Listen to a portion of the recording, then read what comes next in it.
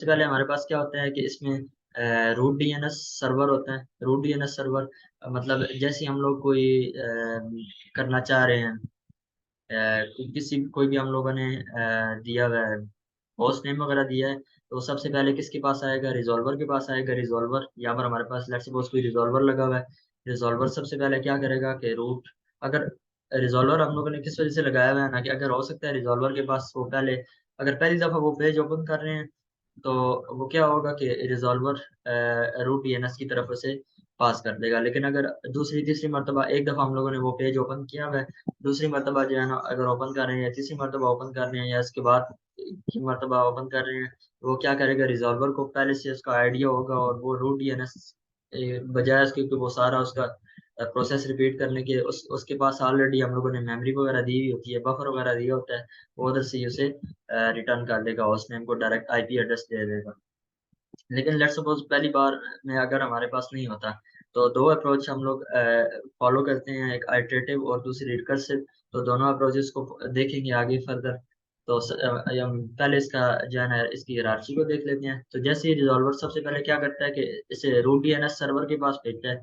Root DNS server क्या करता है? आगे डिसाइड करता है कि ये डॉट कॉम की है, डॉट org की है, डॉट edu की है, डॉट pk की है, या डॉट कोई ओ आर जी ये सॉरी हमारे पास गुजर गई है, इस तरह से कोई और जो है ना मतलब इस तरह की ये जो है ना एजुकेशन की है, ऑर्गेनाइजेशन की है, किसी कंट्री की है, पाकिस्तान की है, यूएस की है, जो भी है वो उसको जो है ना डिसाइड करेगा। कि हमारे पास जिस तरह से ये देखें लिंक दिया होता है ना, अभी google.com की जो है ना हम लोग एग्जांपल लेते हैं, तो वो डॉट कॉम की है, तो वो क्या करेगा? रूट डीएनएस जो है ना डॉट कॉम की तरफ जो है ना उसे उसका एड्रेस दे देगा। तो जैसे ही वो डॉट कॉम की तरफ आएगी, देन उसके बाद ये चेक करेगी कि यो डॉट कॉम है, अमेजोन डॉट कॉम है, उसके बाद गूगल डॉट कॉम है, तो वो गूगल डॉट कॉम की तरफ भेज देगी, और गूगल डॉट कॉम उसे अपना एड्रेस रिटर्न करा देगी, और फाइनली वो जो है ना आईपी एड्रेस उसे रिजॉल्वर को सेंड कर देगा, और वो जो है ना आगे फर्दर मूव कर देगा।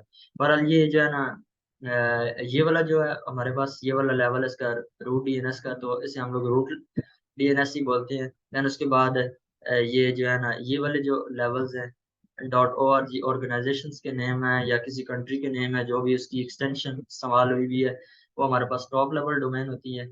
और जो ऑर्गेनाइजेशंस की हमारे पास आ जाती है, वो हमारे पास अथॉरिटेटिव जो है ना लेयर होती है। अच्छा, उसके बाद हमारे पास ये इसी की एक्सप्लेनेशन है, ठीक है। और तो हमारे पास दो अप्रोचेज हैं, ठीक है।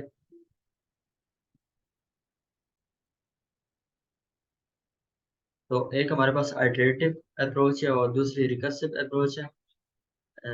सॉरी। तो इन दोनों को हम लोग चेक करते हैं कि किस तरह से ये दोनों काम करती हैं। तो देखिए सबसे पहले ये जो है ना ये कोई लिंक जो है ना सर्च कर रहे हैं, पोस्ट, ठीक है। तो सबसे पहले क्या होगा कि ये हमारे पास कोई रिजॉल्वर लगा हुआ है, लोकल डीएनएस सर्वर लगा हुआ है, जो कि क्या करता है बेसिकली, इसका क्या काम होता है? जो है ना सारा परफॉर्म यही करता है, सर्चिंग वगैरह यही परफॉर्म करता है, जो मैंने आपको लास्ट टाइम रिजॉल्वर का नाम दिया था, जो रिजॉल्व करता है आईपी एड्रेस, सॉरी जो नेम, जो हमारे पास होस्ट नेम होता है या डोमेन नेम होता है, उसे जो है ना रिजॉल्व करता है आईपी एड्रेस में। तो सबसे पहला स्टेप ये है कि ये जो है ना इसको सेंड करे, इसके पास ये आएगा, जो भी लिंक वगैरह से सर्च की है, जो भी डोमेन नेम सर्च किया, जिस तरह से हम लोग google.com आगे सर्च कर रहे थे, तो मेरे होस्ट से जो है ना जो हमारा लोकल डीएनएस है उसके पास जाएगा। जन लोकल डीएनएस क्या करेगा? रूट डीएनएस के पास भेज देगा। रूट डीएनएस के पास इसे भेजेगा, तो रूट डीएनएस लास्ट से स्टार्ट करेगा, मतलब रीड आउट करना कि ये इसकी एक्सटेंशन यहाँ पर कौन सी लगी हुई है, डॉट edu है, डॉट कॉम है, डॉट pk है, डॉट us है, डॉट org है, जो भी इसमें हुई, वो जो है ना आगे अथॉरिटेटिव के पास, सॉरी टॉप लेवल डोमेन के पास भेजेगा, जो भी इसकी respective top top level domain होगी।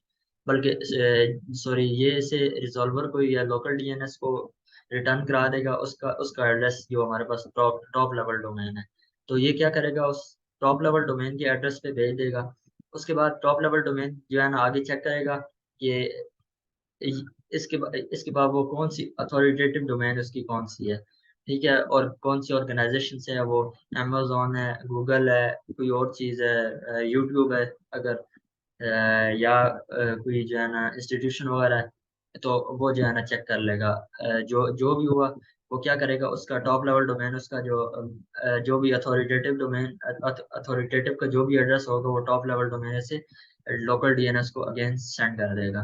ठीक है, जैसे ये इसके पास पहुंचेगा तो ये क्या करेगा कि यहाँ पे उसका जो अथॉरिटेटिव का जो से एड्रेस मिला है, अथॉरिटेटिव के एड्रेस पे जो है ना ये लिंक आगे सेंड कर देगा। तो जो भी पेज होगा, लेट्स सपोज यहाँ पर इंजीनियरिंग आ रहा है, तो वो उस पेज का जो आईपी एड्रेस होगा वो जो है ना इसे सेंड कर देगा, और ये फाइनली ये आईपी एड्रेस होस्ट को सेंड कर देगा, और जैसे ही होस्ट पे ये आईपी आएगा तो वो वाला जो पेज है वो ऑटोमेटिकली ओपन हो जाएगा। तो ये थी हमारे पास अल्टरनेटिव अप्रोच, जिसमें 1 2 3 4 5 6 7 और फाइनली 8 स्टेप पे जो है ना इट्स आकर स्टेप टोटली 8 ही होंगे, लेकिन क्या है कि इस तरह से जो है ना ये इसने पहले मतलब रूट डीएनएस को इसने मैसेज किया, रूट डीएनएस ने रिस्पॉन्ड किया, फिर टीएलडी को मैसेज किया, टीएलडी ने रिस्पॉन्ड किया, फिर इसने अथॉरिटेटिव को रिक्वेस्ट की और इसने रिस्पॉन्ड किया, और फाइनली इसने इसे रिस्पॉन्ड कर दिया। अभी इसकी रिकर्सिव अप्रोच चेक कर लेते हैं। ठीक है, तो यहाँ पर ये देखें कि रिकर्सिव अप्रोच में क्या हो रहा है। सबसे पहले जो है ना होस्ट जो है वो सेंड कर रहा है इसे, लोकल जो डीएनएस है उसे सेंड कर रहा है। देन स्टेप 2 में हमारे पास क्या हो रहा है कि ये रूट डीएनएस को सेंड कर रहा है रिक्वेस्ट कि मुझे ये इसे लिंक भेज रहा है सारा, और उसका एड्रेस इससे पता कर रहा है। तो ये क्या करेगा कि .edu, मतलब ये अपनी जो टॉप लेवल डोमेन होगी, जो उसकी ब्रांच होगी उसकी तरफ इसे रीडायरेक्ट करा देगा। मतलब ये देखिए सेकंड स्टेप ये उसने डायरेक्ट फॉरन टीएलडी की तरफ भेज दिया। ठीक है, टीएलडी क्या करेगी, जो उसकी अथॉरिटेटिव बॉडी होगी, मिसाल के तौर पर एनवाईयू है जिस तरह से उसकी अथॉरिटेटिव